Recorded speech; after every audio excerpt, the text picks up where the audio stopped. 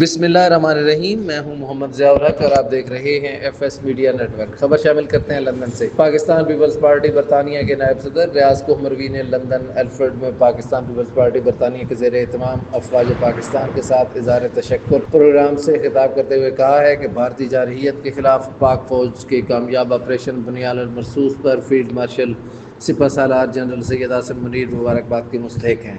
افواج پاکستان نے بھارتی جارحیت کا منہ توڑ جواب دے کر پوری قوم کا سر فخر سے بلند کر دیا ہے۔ انہوں نے مزید کہا کہ پوری اوورسیز پاکستانی و کشمیری کمیونٹی افواج پاکستان کے شانہ بشانہ کھڑی ہے۔ یوم تشکر فوج کے ساتھ محبت کا اظہار ہے۔ یوم تشکر صرف شکر گزاری کا دن نہیں بلکہ قوم کی اجتماعی افتخار، اتحاد اور افواج پاکستان سے بے لوث محبت کا اظہار ہے۔ ان کا کہنا تھا کہ ہماری بہادر افواج نے دشمن کی جارحیت کو ناکام بنایا اور دنیا بھر کو یہ پیغام دیا کہ پاکستان ایک مضبوط، باوقار اور ناقابل تسخیر ملک ہے۔ ہم افواج پاکستان کی قربانیوں کو خراج تحسین پیش کرتے ہیں۔ انہوں نے کہا کہ بیرونی خطرات یا اندرونی چیلنجز، ہماری افواج نے ہمیشہ جرأت سے ان کا سامنا کیا اور حالیہ کامیابی ان کی شاندار تاریخ کا نیا باب ہے۔ پروگرام کی صدارت صدر پاکستان پیپلز پارٹی برطانیہ محسن باری نے کی، جس کے مہمانان خصوصی chairman board of governor overseas Pakistani forum وزارت سمندر پار پاکستانی سید قمر رضا اور پاکستان پیپلز پارٹی کے رکن قومی اسمبلی میر منور علی تالپور۔ دیگر مہمانان گرامی میں Ali Nawaz press secretary high commission of Pakistan UK، Pir Sultan Fayyaz ul Hassan Naeem Naqshbandi chairman OPWC